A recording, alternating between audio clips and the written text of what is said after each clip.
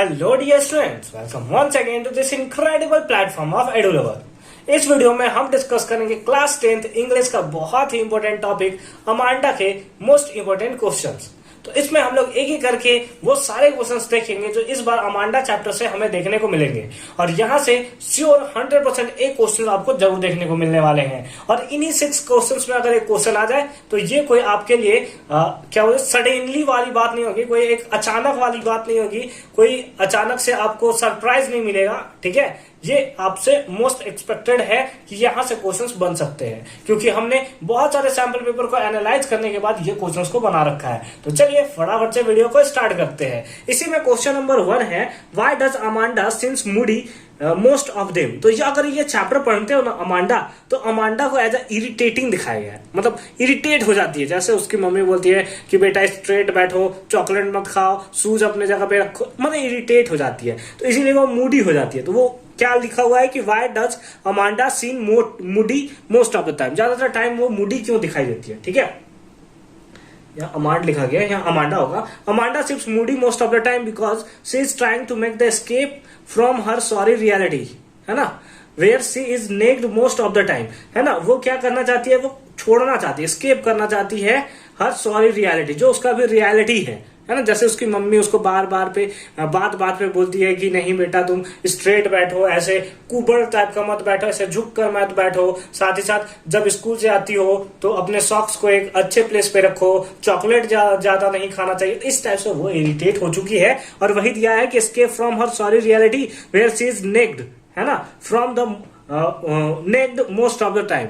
Necked का अगर आप हिंदी देखना चाहो तो होता है उसका कैविल कॉर्प। ठीक है, इससे रिलेटेड आपको देखने को मिलेगा most of the time. It is in needed a sorry, double R होगा। ठीक है, इट इज इन डीड, है ना, sorry state for the small child like Amanda to bear. ठीक है, उसके लिए क्या होता है कि सॉरी स्टेट हमें देखने को मिलता है जिस तरह की अमांडा के साथ बिहेवियर किया जाता है या फिर वो रखती है। ठीक है, here the only defence against such reality in her imagination.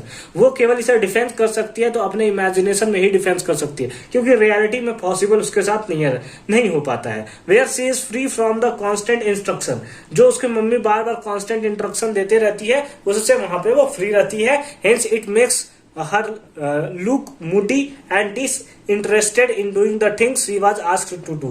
इसीलिए वो क्या होती है कि मोस्ट ऑफ द टाइम वो मूडी दिखाई देती है या डिसइंटरेस्टेड दिखाई देती है। ठीक है, उसका रीजन वही होता है कि उसकी मम्मी ने इतना परेशान करके रखती है। हालांकि वो ऑस्ट्रेलियन मम्मी रहती है, अगर इंडियन मम्मी रहती है और बोलती है चॉकलेट खाने और कोई रखता नहीं ना तो दम भर कूटती उसको पकड़ के। ठीक है कि तुम है, तुमको बोले तो हम बहुत धुनेंगे भी। ठीक है, तो इस तरह से इंडियन मम्मी हमें देखने को मिलती है। हालांकि ये ऑस्ट्रेलियन मम्मी है इसलिए उसको प्यार से समझाती है और बेटी यहाँ पे मुड्ढी है ना, नहीं तो इंडियन में रहता कूट काट के मुड्ढी, अभी धुन दान के रख देती है हर एक बेटी को। ठीक है, चलते हैं सेकेंड क्वेश्चन पे। सेकेंड क्वेश्चन है, व्हाई डज अमांडा से, ठीक है, अमांडा जो है वो ऐसा क्यों कहती है कि she could do if she was a mermaid, है ना।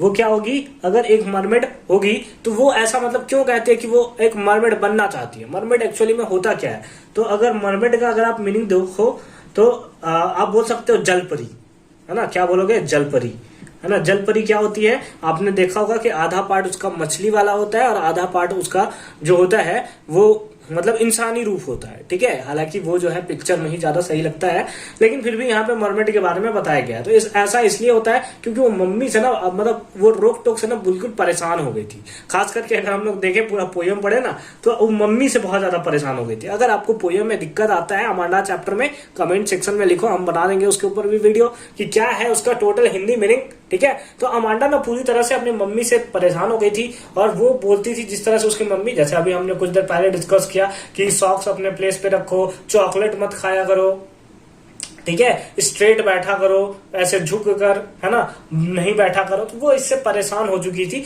और इसीलिए वो क्योंकि रिलैक्स की जिंदगी चाहती थी इसलिए वो मरमेड बनना चाहती थी। तो आंसर देखते हैं ना, एकदम टू द पॉइंट हमें लिखना है। Amanda want to be mermaid, है ना, वो मरमेड बनना चाहती है। क्यों, and the only inhabitant of the green sea, है ना, मेनली वो हमें ग्रीन सी के बारे में यहाँ पे डिस्कस किया गया है। थिंक दैट, वो ऐसा सोचती है, क्या सोचती है, हर life will be very peaceful, उसका लाइफ में बहुत ही ज्यादा पीसफुल होगा। कब होगा? एंड रिलैक्सिंग, साथ ही साथ रिलैक्सिंग होगा इन द सी। किसमें? तो सी में। And the water current will take her away, और उसे वाटर करंट जो होगा ना एकदम दूर ले जाएगा, एकदम दूर शांति में ले जाएगा, ये खिचखिच से दूर नहीं रहेगा। ठीक है। She will be able to enjoy her freedom, और वो अपने फ्रीडम को अच्छी तरीके से एंजॉय कर सकती है।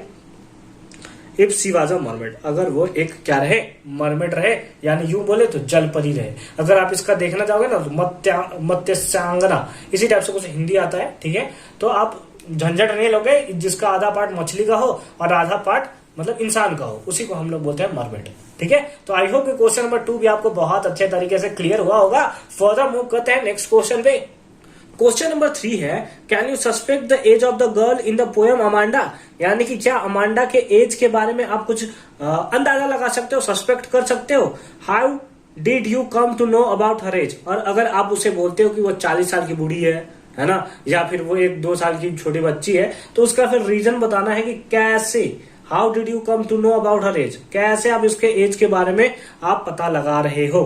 ठीक है, तो चलिए देख लेते हैं। फ्रॉम द पोएम अमांडा, अगर आप अमांडा का पोएम देखो, वी कैन स्टेट दैट, तो हम लोग कह सकते हैं अमांडा लिख दिया है, sorry, Amanda is a 9 to 10 year old girl, है ना।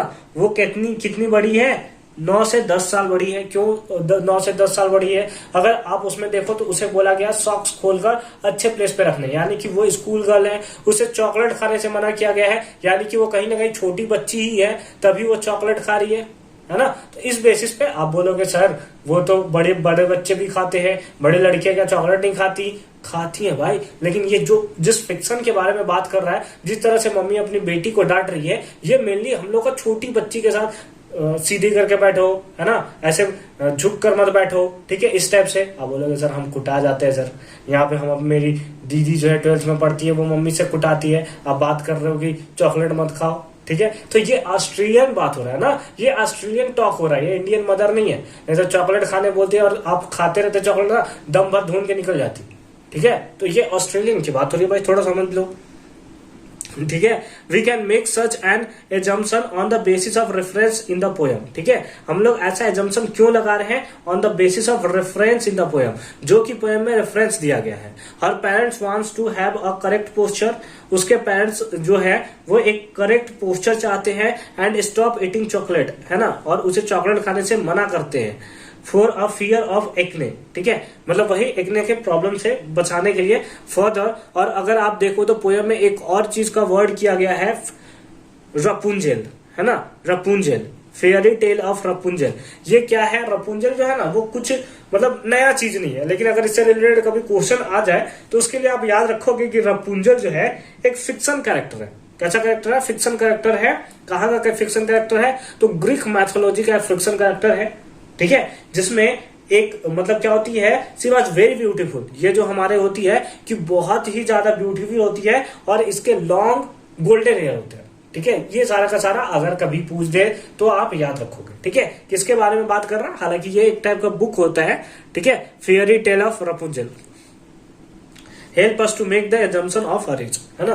तो ये सारे के बेसिस पे हम लोग बोल सकते हैं कि उसका एज जो है वो 9 to 10 के बीच में हमें देखने को मिल रहा है। हालांकि 2006 से ही ये बुक पब्लिश हुआ है, तब से इसका 9-10 साल हो रहा है। ठीक है, जितने बच्चे पढ़ते जा रहे हैं सबका 9-10 साल, अब तक बूढ़ी भी हो गई होगी। ठीक है, नेक्स्ट क्वेश्चन पे मूव करते हैं, दैट इज क्वेश्चन नंबर 4।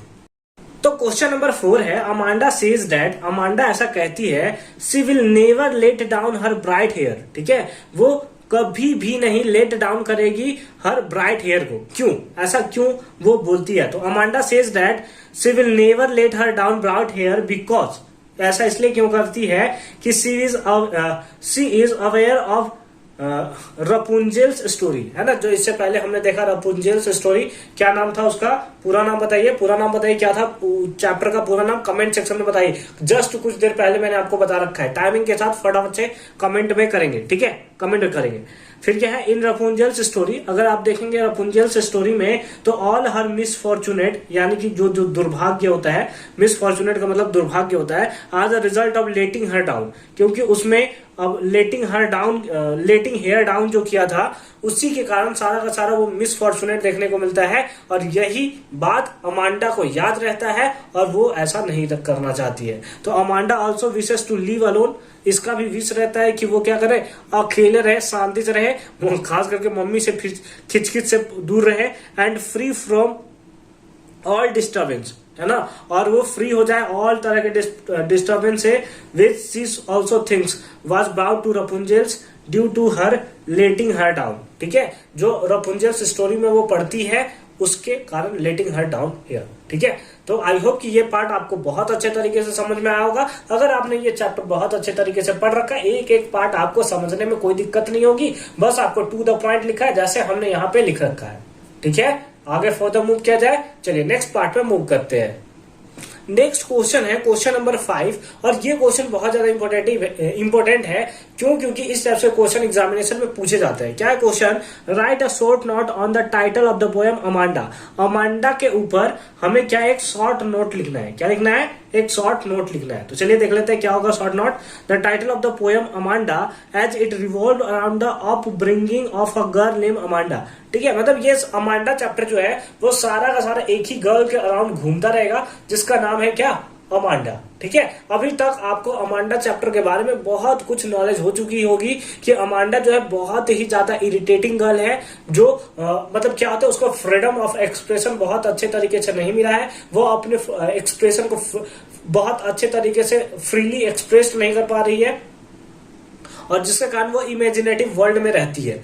ठीक है, तो क्या लिखते हैं? हर life is full of struggle, है ना, उसका लाइफ जो है वो फुल ऑफ स्ट्रगल से भरा पड़ा है। She is denied freedom of expression, वो क्या है? फ्रीडम ऑफ एक्सप्रेशन को कहीं ना कहीं डिनाई करते हुए उसे नजर आ रहा है। सी इज वेरी इरिटेटेड, वो बहुत ही ज्यादा इरिटेटेड होती है किससे? By nagging and dream of escaping the reality by living in an imaginative world। वो क्या है कि बहुत ज्यादा इरिटेट होती है जिस तरह से उसकी मम्मी उसको डांटते रहती है हर एक चीज के लिए, चाहे वो सॉक्स पहनना हो, चाहे वो चॉकलेट खाने से मना करना हो, या फिर बहुत सारे डैश डैश डैश चीजें हैं जिसके कारण से वो इरिटेट हो जाती है। और वो क्या करती है कि अपने ड्रीम को, एक जो हम लोग का रियल वर्ल्ड होता है, उससे एस्केप करती है और इमेजिनेशन वर्ल्ड में चली जाती है, और वहीं पे वो रहना चाहती है। और वहां जाने के बाद थ्रू दिस एस्केप, इस एस्केप के थ्रू सी फील सम काम, है ना, वो कुछ काम फील करती है। ठीक है, महसूस करती है, कुछ अच्छा सा महसूस करती है।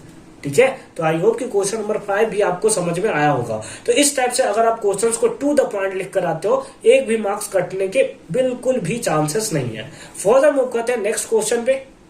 तो क्वेश्चन नंबर लास्ट है, why is Amanda being scolded, है ना, फॉर हैविंग चॉकलेट्स, है ना, स्कॉल्डेड, यानी कि वो क्या होती है, अमांडा क्यों डांट सुनती है चॉकलेट के बारे में। ठीक है, मतलब चॉकलेट से रिलेटेड कि वो उससे चॉकलेट नहीं खाना चाहिए, इससे रिलेटेड वो क्यों स्कॉल्डेड होती है, क्यों वो डांट सुनती है।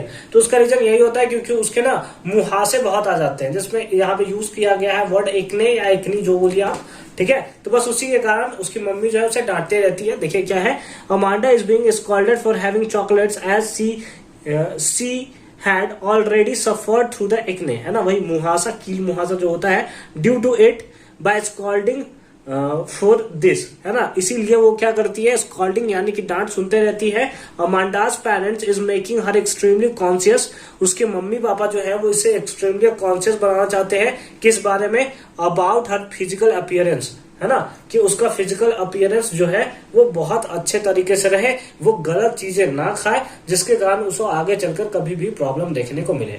तो आई होप कि अमांडा चैप्टर के 6 के 6 क्वेश्चन आपको बहुत अच्छे तरीके से समझ में आए होंगे। मिलते हैं आपसे नेक्स्ट वीडियो में एक नए चैप्टर के साथ। आप नेक्स्ट किस वीडियो पे, आप किस चैप्टर पे वीडियो देखना चाहते हैं इंपॉर्टेंट क्वेश्चंस का, आप हमें कमेंट सेक्शन में जरूर बताएंगे। तब तक के लिए अच्छे से पढ़ाई करते रहिए। ऑल द वेरी बेस्ट, और टेलीग्राम पे हमें ज्वाइन करना बिल्कुल भी नहीं भूलेंगे।